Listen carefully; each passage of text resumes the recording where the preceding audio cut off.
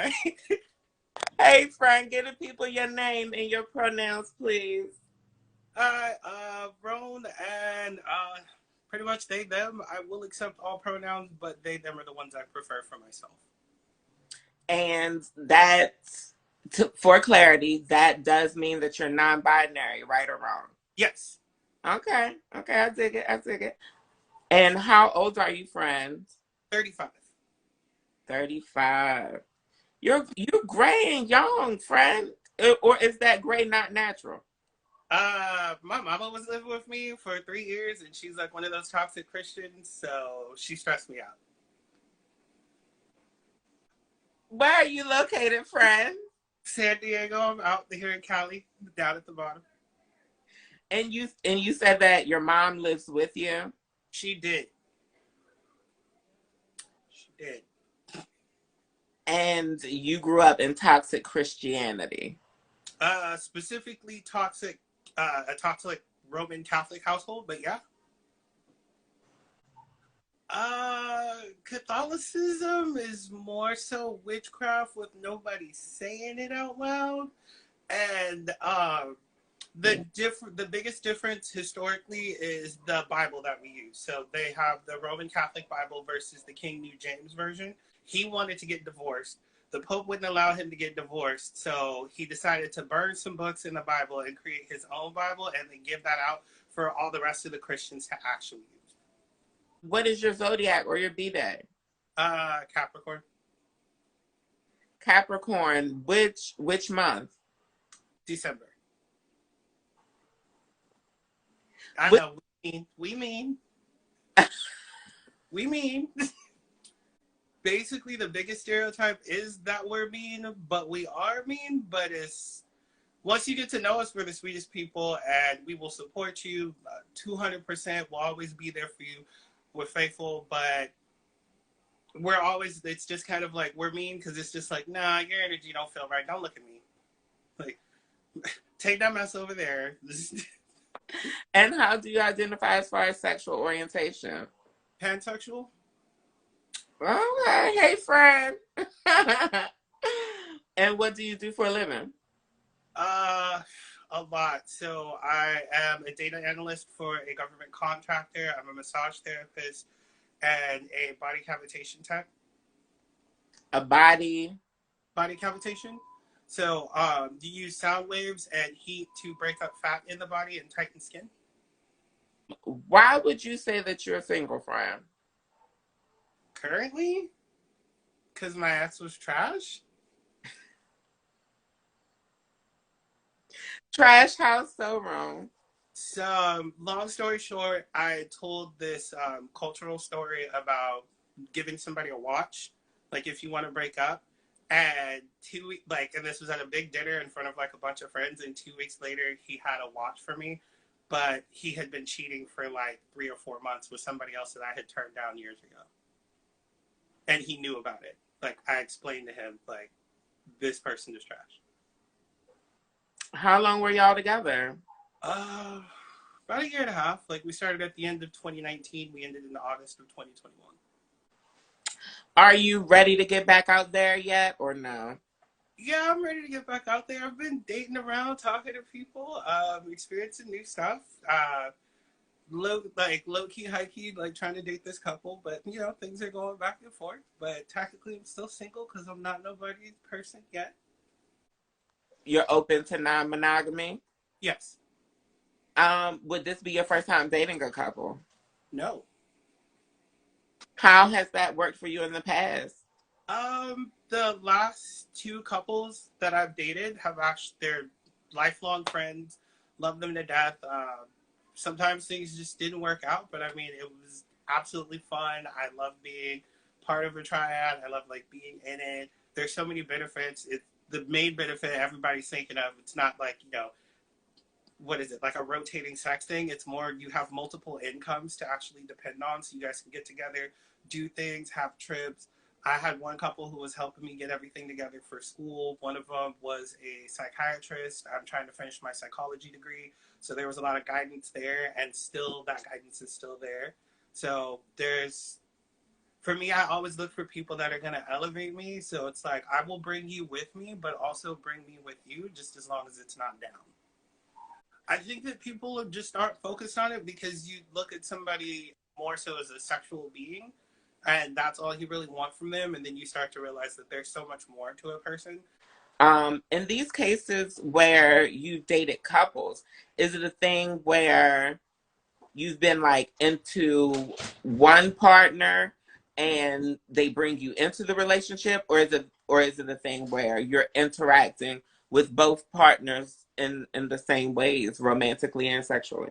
Well, for me, my approach has always been to date both people at the same time. So one person may start talking to me, and if I find out that you have a partner, I'm like, okay, where are they? Let's get them involved in this conversation. I'm not going to be anybody's prize on the side or anything like that. Like, so let's all make sure that we talk. We all need to hang out. I may and I have connected with one of the partners more so than I have the other one, and that doesn't mean that I don't want to like nurture and get that relationship going. It's just it was easier to connect with this one. But in my mind, if I'm dating a couple, I'm still like I see couples as one person, so I'm still dating y'all. Y'all have your relationship, and we need to have ours. I'm not here to wreck your home. I mean, the home wrecking is so messy because you rack up a home and then realize that you walked in and you fucked up an apartment. There wasn't a home here to begin with, so it was a waste of time. You know, y'all have your thing and like y'all have things that you need to work out and work on, and that's fine. And we have our stuff and we're good. And eventually, like, you know, it won't just be the two of you, it'll be the three of us, and then we figure out things from there. Are these gay couples, straight couples, lesbian couples? Are there is there a variety? Is there assorted flavors? It's definitely assorted flavors. It's been a new thing. Um I don't know if this is messy or not. I seem to have a penchant for trans people. Uh it's just it's always fun. One of the couples that I was dating, they were both trans, so I was dating a trans man and a trans woman. And it was so funny because one night I was out with the trans woman. The trans man was on a business trip, and we were just out at the bar having a drink. And my coworker walked up, and he's like, "Oh, is this your girlfriend?" And I'm like, "Yes." Like, this is the girlfriend that I'm dating that I've been telling you about. And he's like, "Your girlfriend's kind of manly," and I'm just like, "That's a little rude." But the whole thing is, if my girlfriend has a dick, I'm gonna suck it. So I'm gonna need you to chill.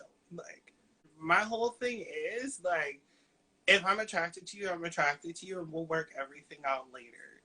Like so with the trans man, I cannot tell you how many dates I would love going on with the trans man because I would just put a skirt on and some heels and just be like, all right, let's go.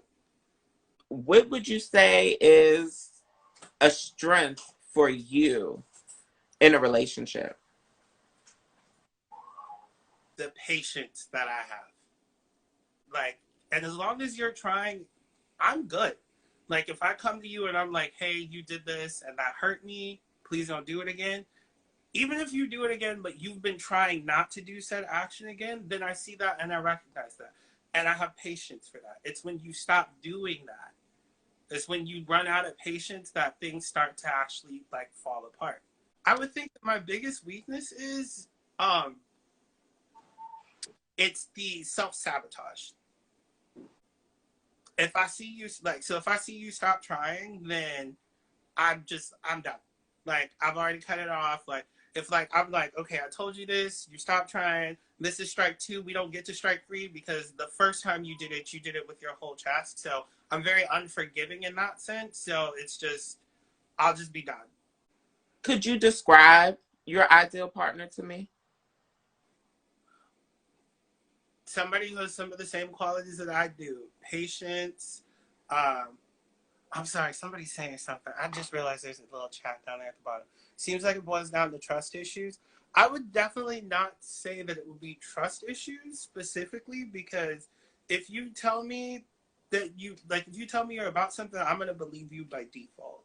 So like, you know, if you tell me you work in fashion, I'm gonna believe you work in fashion until I show up and you fold in jeans. Like, you know, there's a difference. You said patient. Definitely patient, open with communication. I don't have anything about like I don't have any hang-ups on race, body type, or anything like that. I've been with a myriad of different people and from different walks in life. And you'd have to have some kind of drive. Like, I would love for you to be employed, but I live alone. I pay my own bills, so I'm secure in that. But like, you definitely need to have drive. Like, at least be trying to go somewhere. So if you're somebody who's sitting in a chick, and you're not trying to move anywhere, I'm gonna leave. Could you genuinely see yourself dating someone who's unemployed? I have. I actually have. I had one ex who's like my best friend. Like, we started dating, and he was on unemployment, and his unemployment ran out, and I was paying part of his rent. I was bringing in food, like I was, and he lived 140 miles away, and I was there every weekend, like with him, just making sure that he's okay throughout the week because I have my baseline that I'm going to take care of myself, and anything beyond that is what I'll be able to provide for you. But again, like you have to know that there's a limit, but I'm still going to do what I can. I'm your partner. It was, I would say, an investment, but it was definitely one of the better decisions. And he's went through, he went through it. He ended up being homeless for, like, we broke up. He was homeless for a little while, but he got his life back together.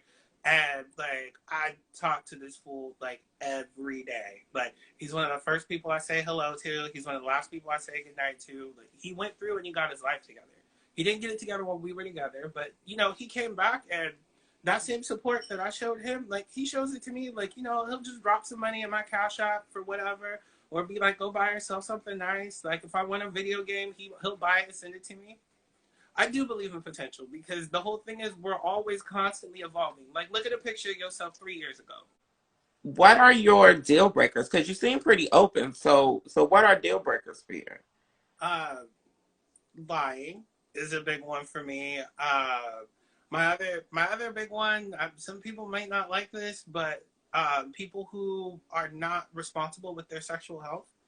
That is a huge, big one for me. Like, I don't care if we are in a relationship or not.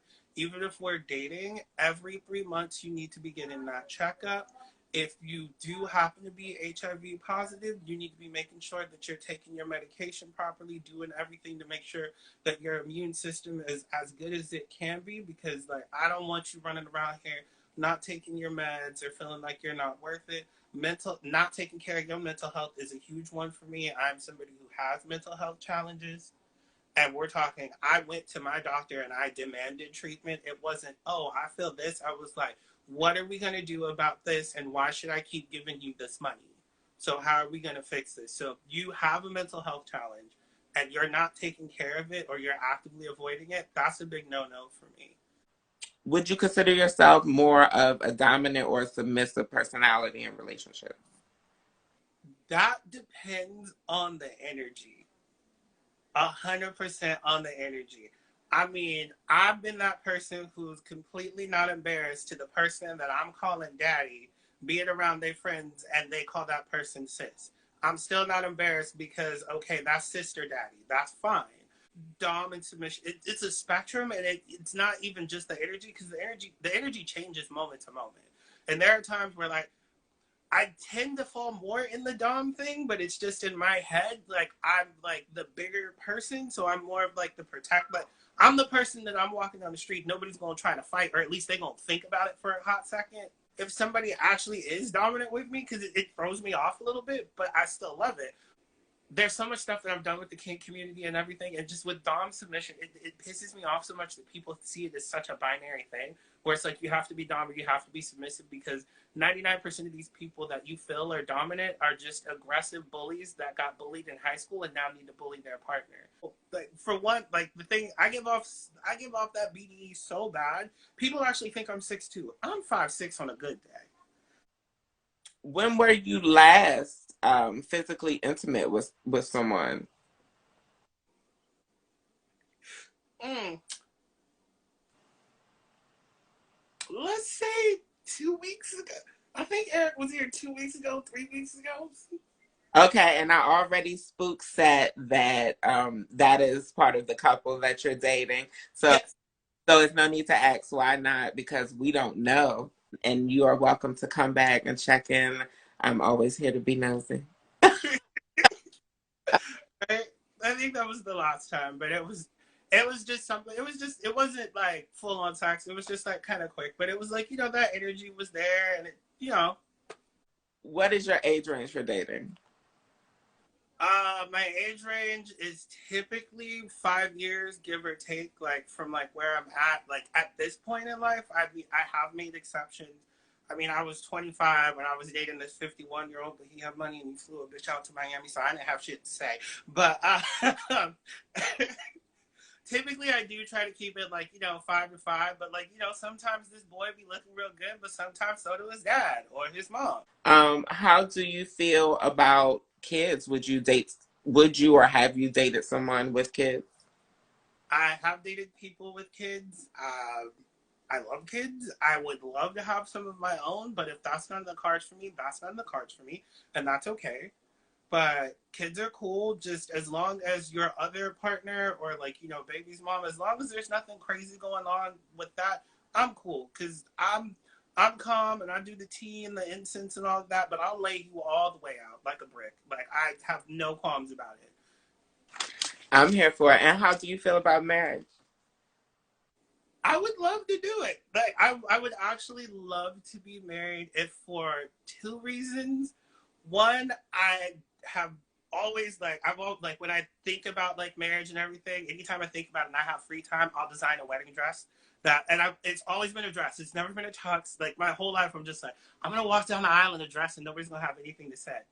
But two, I just really feel like marriage would be able to it would take and solidify everything that I have, and it would at least let me, even if temporarily, either, till death do us part, or, a hoe with sandwiches shows up, at least for that time being, I would feel secure and I would have my safety net. So I would be able to grow further from where I'm at. And for me, that's just an amazing, like, that's something that I want. Night in or night out? Energy again. So there are some people so my whole thing, like, I love to cook, clearly. So my whole thing is like, you come over, I can cook a whole bunch of stuff, but I mean, like, from scratch. We're not doing like I'm not gonna do microwave burritos and anything. You want some cheddar biscuits, some gumbo, sit down. Like, we can do that. Or we can go out, and I mean, I don't have to go anywhere expensive. Like, you could literally be like, hey, let's go to McDonald's and go have a picnic in the park, and I'm gonna take you to this favorite tree that I grew up with, like, as a kid. We could do that, or we could go out dancing, drinking, and have a good time. Like, to me, it's just kind of like, what's the energy for the day? How's your week going and everything? But my whole thing is, as long as I get to spend that time with you, that's what matters to me. I get the impression that you're quite extroverted. Sort of. It's kind of weird. So I'm that person that will go out and like everybody knows, and like I'll talk to people and everything, but I prefer to stick to the little tribe I went out with. Yeah, like I came with these people. This is who I'm gonna stick with. This like I don't go home with people from the bar. Like, that's never been a thing for me because I came out with homies. That's who I'm gonna be with. Do you know your love language is wrong? Time spent, touch, and affection. That's pretty much it. Like, I'm that person who I don't have to be like talking to you. I don't necessarily have to be like in your space or in your thing. As long as I know you're somewhere in the apartment, in the house, as long as I know you're there, I'm good. Like, I don't have to like necessarily like be like all hugged upon you and clingy and everything. I do get to the point where like I do need touch. It doesn't have to be anything intimate. You can just hold my hand for a couple of minutes, or just like come sit with me or whatever. I'm cool with that.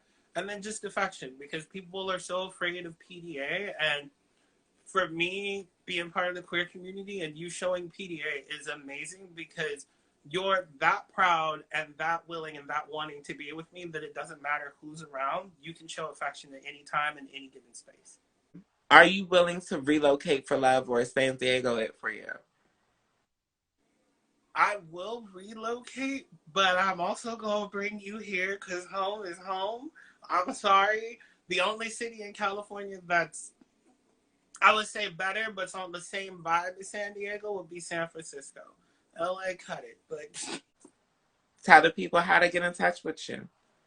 Y'all can find me on Instagram at RONE9, and then I think TikTok is RONENE9, just because somebody took my handle. But yeah, I'm here. I'm on TikTok. I might be on Twitter, but it's deactivated at the moment. We'll talk about it later. But